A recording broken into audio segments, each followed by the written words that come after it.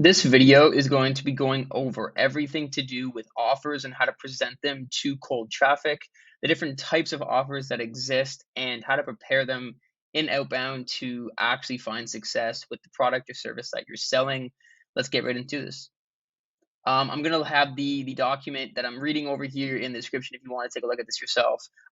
Table of contents going over the different kind of cards I'm talking about. We're just gonna cover what an offer is, different types of offers, offers with cold traffic, and then a conclusion. So to get started, okay, what is an offer? In its very simplest form, an offer, and this is all from my opinion, okay, an offer is simply a transfer of benefits in the form of a product, a service for some kind of compensation. It's basically saying, I will do X thing for you if you pay me Y.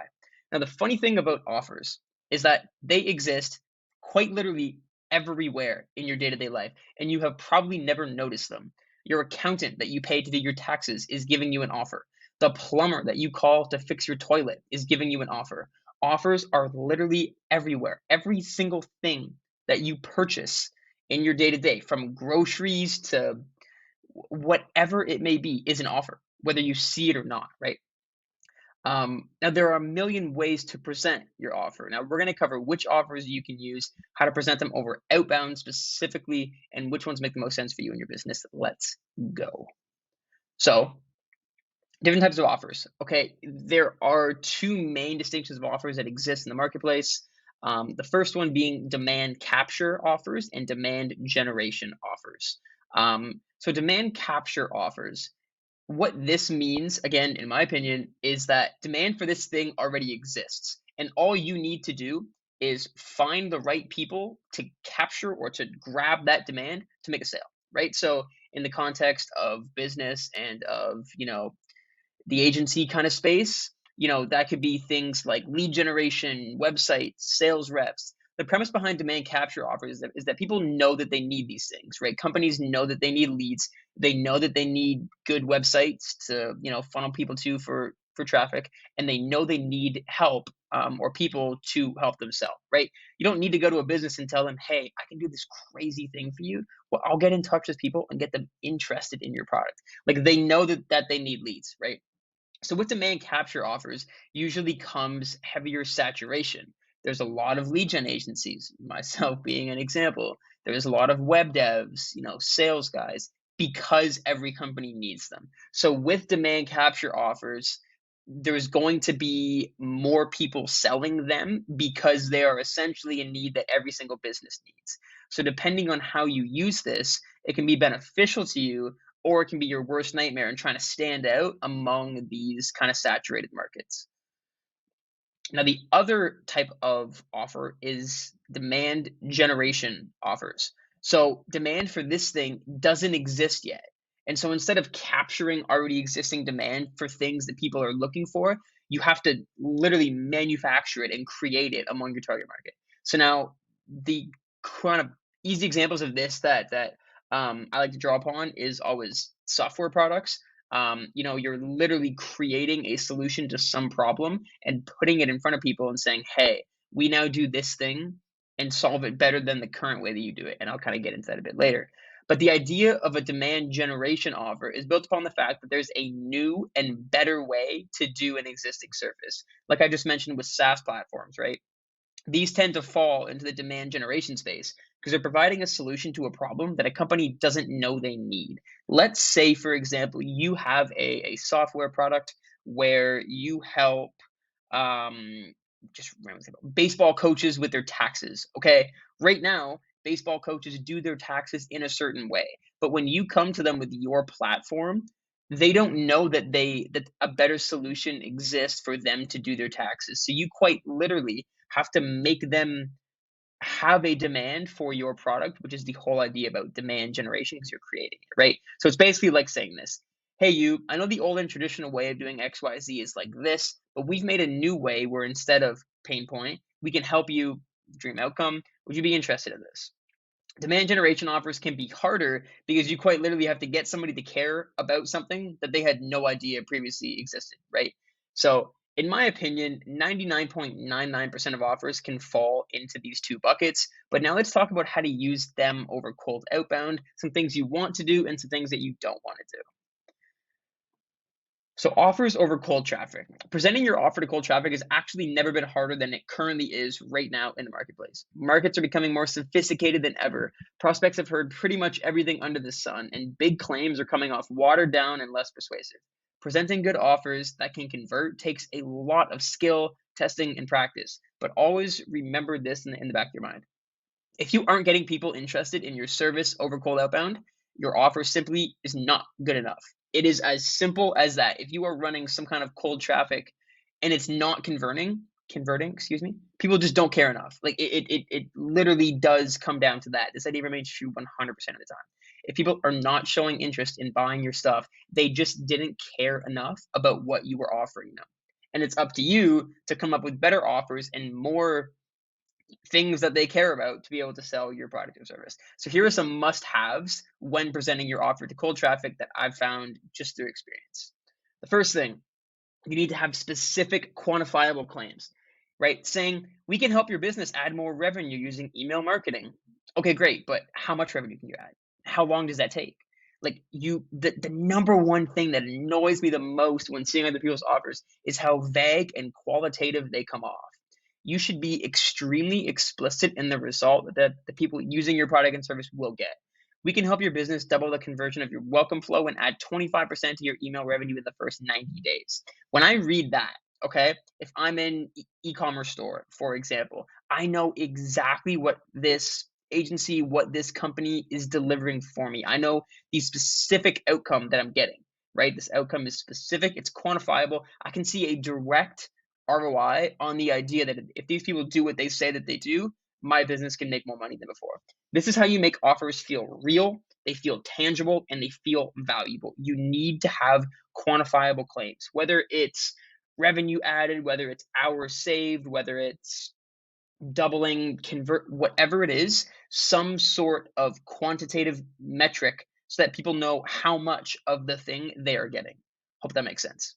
The second thing, sell the outcome and not the service. If we continue to use this email marketing example that I just brought up, people don't specifically purchase email marketing. That they don't actually give a shit.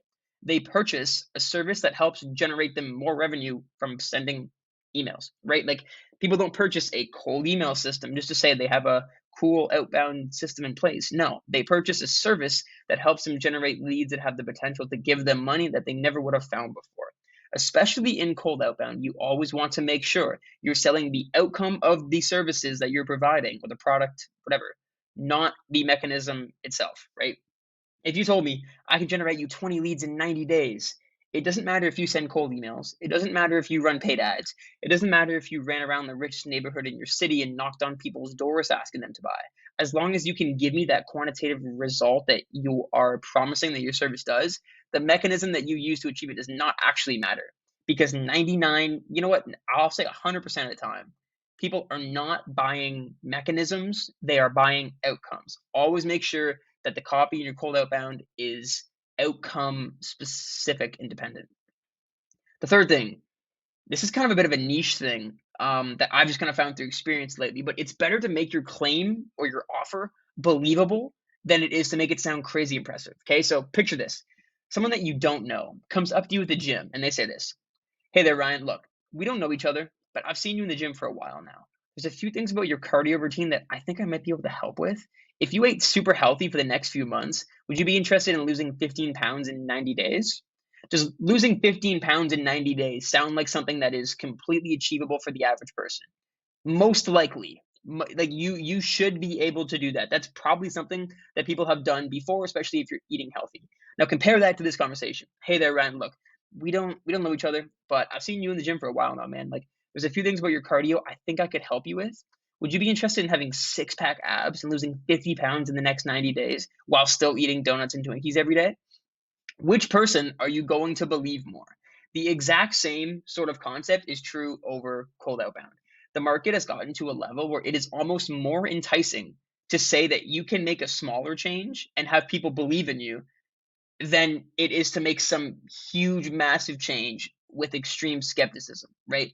You need to understand that when you're pitching your service to people who don't know you, it is so much more believable to say that you can help them incrementally than to say that you can double their business in 30 days guaranteed. The market has become so sophisticated that claims like this just lack the punch that they once actually had.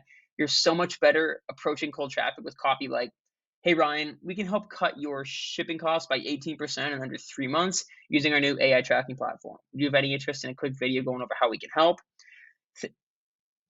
It's gotten to the point where it's almost, and this is again just my experience and what I'm seeing from just pumping offers into the market all the time, but it's better to have people trust you off of that first encounter, that first touch point, and do this with smaller believable claims than it is to have these massive claims that just instantly come with skepticism because people are being hit with claims and with offers like this so much, right?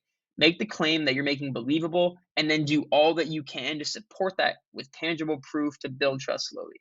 Now, I've touched on some basic principles for offers over cold outbound. Let's talk about demand capture versus demand generation over outbound. So, if Gamma would load. Before you craft your outbound campaigns, you need to know what kind of offer your service falls under. That's one of the most important things. You need to know if there's already demand for the thing that you are delivering on, or if you have to create that demand yourself in your outbound, right? Because knowing this, you can go about the copy and the scripting techniques I'm going to explain on how to best present your offer to strangers. So if you have a demand capture offer, right? A lot of demand capture offers over outbound is simply just hitting the right person at the right time. Now, obviously, this is something you can't really control, but one thing that you want to make sure that you're doing is positioning your offer as different to the similar ones that exist in your niche, whatever. You can't ask someone, hey, do you need a website, and expect your message to sound any different than 1,000% than 1,000 other web devs that exist, right? Instead, talk about the way that you do websites differently. Tell them that you'll perform their current conversion rate so they don't pay. Play in to the saturation that exists in these kind of markets and what you guys do differently. You shouldn't have to get too crazy with the outcome that you're promising, because if you're selling a demand capture offer, the demand for this should already exist. So you shouldn't have to do too much to make people think, wow, like I really need this, because they should already kind of know that, right? Focus on communicating value quickly, differentiating from other similar offers, and placing your service as the core solution to their already existing problems. That's the best thing that I can recommend for demand capture. For demand gen, making these kinds of offers works in outbound is all about the unique mechanism that you present that solves their problem better than the current way that they do it. So with demand generation, you quite literally have to make them care about something that they didn't know they needed to care about, right? You have to quite literally manufacture demand out of thin air that doesn't exist. And the easiest way to do this is by portraying your product or service as the new or the better way to do something, right? So that could be something that looks like this. Hey Ryan, I know you currently do X to achieve Y, but we've developed a way to do X even better to get Z result. Want to see how we can do this? Because you have to make people care about something they didn't know that they needed, you need to frame your product or service as the new or the fresh thing that solves their problem better than the current way that they do it. And the amount that your product or service solves their problems better is directly correlated to how willing they are to try your thing out. So I made this beautiful graph, as you can see here, and all this is supposed to show the better that your solution is than what currently exists for them is directly correlated to more people trying out your thing. For example, if you can increase somebody's email revenue by 5%, right? You'd be looking at, maybe a few more people would try that out. Sure, I'll take a 5%, better revenue generated on my emails. Great. But if you can do it 35% better, you're going to have an extreme amount of people willing to take that chance on you and try that out, right? I hope that kind of made sense. This is kind of what I'm going over here. Our XYZ strategy can increase your revenue by 2% or whatever. Since that kind of a change isn't very significant, the process about a business changing their way of operating to use your unique mechanism is low. They don't care about 2% enough to go through that change, right? Why go through all of, the entire process of switching what you're doing right now just to gain an extra 2%? It's not very worth it. But imagine your unique mechanism got 20% better results than the typical way. How much more likely do you think someone would be to get 20% better results in something? You need to use unique mechanisms for demand generation offers. It is as simple as that. That's the easiest way to communicate their value and get people to change. And you simply need to state how the unique mechanism solves a problem of theirs better than how they currently deal with it now. It needs to be unique. Simple as that. Conclusion. Offers are the most important thing about selling your product or service. You need to articulate how you can help someone and why they need the thing that you're helping them with, right? Putting offers in front of cold traffic is a whole other game. You need to explain why the thing that you do is better than their current way of doing things. It is as simple as that. It's not easy. Putting offers in front of cold traffic and converting them is not easy. But if you use some of the things that I touched about in this video, you will definitely have a way better chance of doing so. Now, talked about offers a lot. Let me give my offer to you now, right? So I think and talk about this offer stuff a lot. I do, right? Because for every client that we work with, we have to, help them with their offers, put them in front of cold traffic and convert them, right? So I'm always testing things out in different markets, going over what works, what doesn't work for individual offers. And if you want some help in getting your offer to work over cold traffic, I can do the same for you. We will help you test out different angles of your offer to find product market fit and book you 20 plus high quality demos in under 90 days, all on a 100% performance basis. Simple as that. If that sounds interesting, you can go right here, Breakout Creatives. If you want more actionable trainings like this, check out this video here. My name is Ryan. I hope you enjoyed. I'll talk to you soon. Peace.